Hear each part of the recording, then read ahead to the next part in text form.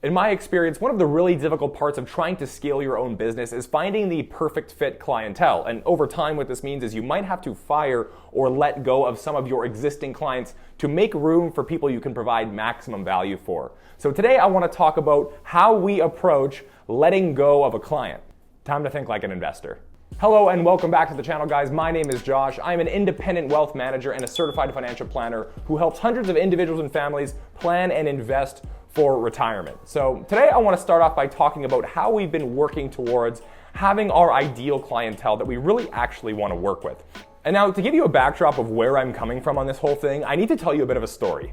I'm walking into work on my first day as a financial advisor in the winter of 2016, and I'm walking up to this thing called the teaming table, or the bullpen. It's where they put all the new recruits in one little area to kind of feed off of each other. I have one thing in my mind, and it's survival, because I've been told by so many different people that the failure rate in this business is 90% in the first 3 years. I gotta survive, I gotta get clients, I gotta do any single thing I can do to make that happen. So I start hustling like a madman because I want to succeed. I'm posting to social media all day, every day, coming up with new ideas for blogs and podcasts and trying to spread my message out. I'm going to these cringy networking events, just trying to do whatever I can to stir up some sort of buzz about the business. I'm starting awkward conversations with people about their finances, trying to get them to open up and have a conversation with me about how to maybe start investing or building wealth for the future. And in this frenzy of trying to stir up as much attention and action as I possibly could in a year, I kind of blacked out. All of a sudden I'm looking at my client list and there's 80 people on here. And I feel pretty accomplished about that. And out of those 80 people, I have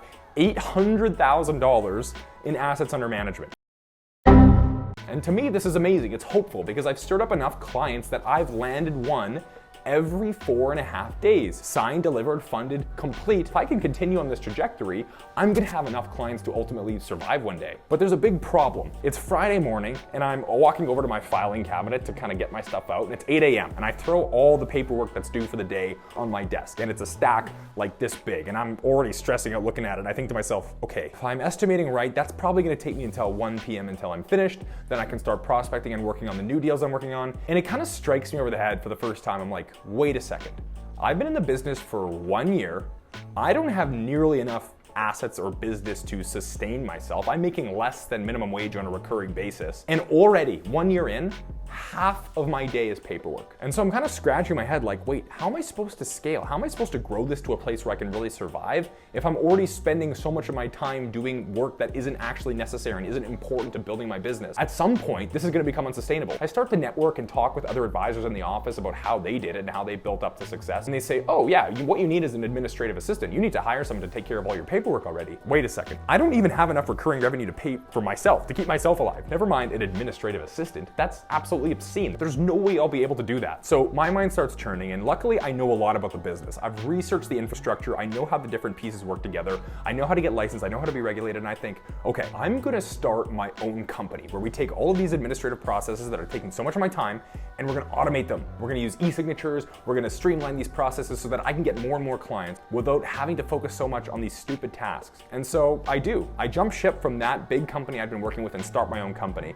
And this allows me to scale much quicker as I'm offloading a ton of that paperwork and those things that can be automated. But then it had gotten to the point where I had grown to 200 clients, and now it was starting to break down as well. It's sure, I can automate the paperwork, but at the end of the day, each client I take requires more and more of my time. There's only one of me, and this is custom work. We're building custom plans for people. We're building tailored portfolios. We're assisting with all these different things that cannot be replicated or automated. And so what I find is that, wait a second, I'm in a business that is to some degree pretty unscalable. We can't just do this once and sell it 1,000,000 times. We have to take time and energy with each individual additional client that we take. At this point, I'm kind of lost. I'm stuck. I'm how am I supposed to scale this thing without hiring a ton more people that I can't afford right now? And if my ambitions are high for what I want to do in this career, how am I ultimately going to bridge the gap between where I am now and that upper echelon? But then something amazing happens. I'm scrolling through Twitter and I come across this tweet thread from a guy named Naval Ravikant. And if you're familiar with the channel, you've heard me talk about it before. I'm a massive fanboy. He had a tweet thread called How to Get Rich Without Getting Lucky.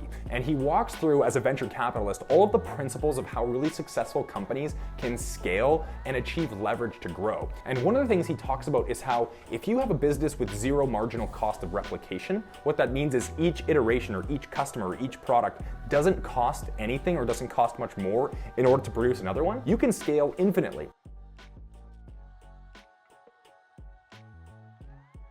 But if you have a business where you're doing custom work for each individual person, the only way you can actually grow or achieve a new strata of success is to either take more and more clients, which means spreading yourself more and more thin, or you can move up market. You can take larger and larger clients. And so this hit me like a bag of bricks, and I thought, wait a second, if I keep doing what I'm doing, there's only two routes I can go here. I can only choose to either spread myself more thin or just try to get bigger and bigger clients, which is probably more and more stressful. Now, through this experience, I kind of developed a new philosophy. Before, I was thinking more and more clients, more and more activity, more and more assets, more and more work, try to build this as big as we can. And then through these experiences, I realized, wait a second, if what I really want and my ambition is to have a 1% income and a 1% freedom of lifestyle and work with people that I love working with who are grateful to work with me, my goal shouldn't be to spend my career searching for more and more clients. It should be to spend my entire career searching for the perfect client. And you might be thinking to yourself, Josh, okay, let's ground ourselves here. That's a little bit crazy. Maybe that's not attainable. That sounds like too good to be true. Here's the reality though, okay? If you're in a market with 1 million people, say like the greater metro area, wherever you live or where you're serving,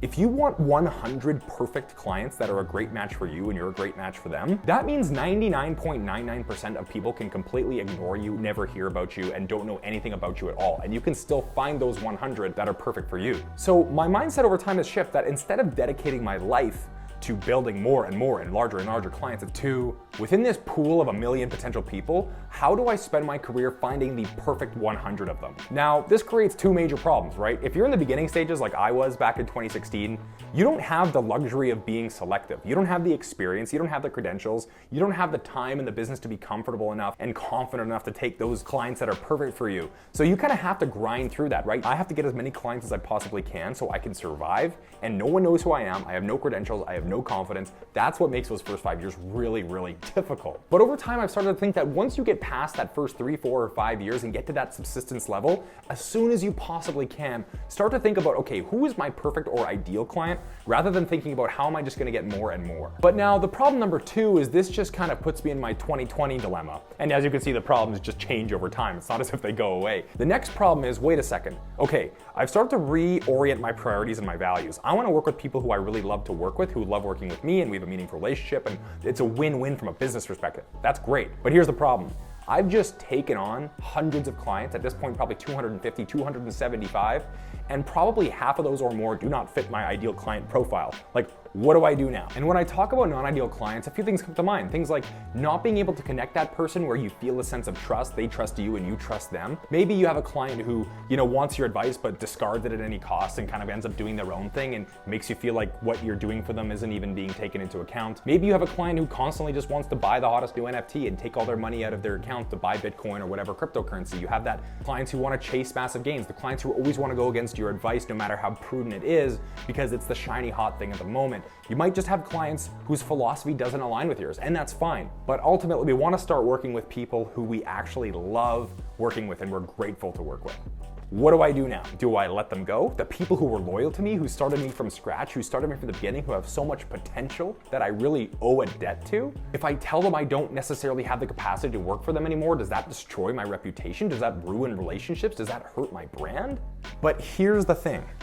Every single client that isn't ideal, that's taking up cognitive space and energy and time, is taking away from the opportunity for you to be the best you can be with a different group of people who are your ideal client. And this isn't necessarily just the right thing for you, but it is the right thing for that client who you no longer see as ideal because they deserve to have someone who cares. What I'm getting at here, guys, is in the long run, any lopsided deal is gonna be fragile, right? If one party is benefiting way more than the other, let's say the client is benefiting and you're not making any money, that relationship is gonna dwindle away over time anyways. And if the client is actually paying way too much and you're not providing any value for them because your head is somewhere else, that's gonna hurt the client and that relationship is gonna get strained to the point where it dwindles away as well. You have to say, hey, I'm gonna take this proactive action to nip this in the butt and put us both in a better spot 5 years out than if we kind of just let this go sour. And so here's my philosophy on that of how I might say that to the client, right? I would say, at the beginning of this relationship, I believe that we were set up for a win-win. As honored and as grateful as I am for the opportunity you gave me for us to work together, I'm really having trouble justifying the investment on our end. At the end of the day, if this is something you want to prioritize, here's what I would need from you in order to make this a win for me. And if these conditions don't render a relationship a massive win for you anymore, that's completely fine. And at that point, I've kind of lay out the conditions. Hey, unfortunately, I can't prioritize meeting with you 6 times a year. Hey, unfortunately, I don't want to act like your stockbroker. I'm trying to be a planner. I don't want to get your latest take on Bitcoin and why we should withdraw everything to invest in some NFT. And lastly, if those conditions are a little too much to handle, that's completely fair. Here's a list of 3 other really great advisors who I think would do a fantastic job for your particular situation. And maybe if we do this and we talk about trying to create a win-win with a client, trying to actually help them by letting them know that they're not in the right position working with us, over time, we can kind of filter out all the different opportunities we have into building the perfect practice with the right client for us, who we can really drive maximum value for. Over time, the priorities change. It goes from I need to get more clients to create more revenue to wait a second, the revenue is no longer the problem. The biggest stress isn't coming from the fact that I don't have enough money. The biggest stress is coming from the fact that these clients are hard to connect with and they're making my life difficult and I'm really not helping them all that much. And it's weighing on my conscience because I feel that they're not getting a wow experience, and in return, I feel like I'm getting paid for something I don't deserve. So anyways, guys, I hope this video has given you some insight into the fact that, hey, as an advisor, the problems never go away. They just kind of evolve and become better problems over time. And ultimately, we want to put effort into creating the best possible practice for our end client and ourselves at the same time. So if you're in business or you're an advisor and you have any insights for me on how to manage a situation like this, I would love your comment down below. Let me know, how would you deal with a situation like this? How would you think about scaling your business over time? And in any case, if you guys got any value to this video whatsoever, make sure to hit that like button, hit subscribe, and turn on post notifications for more videos just like this one every single week. Until next time.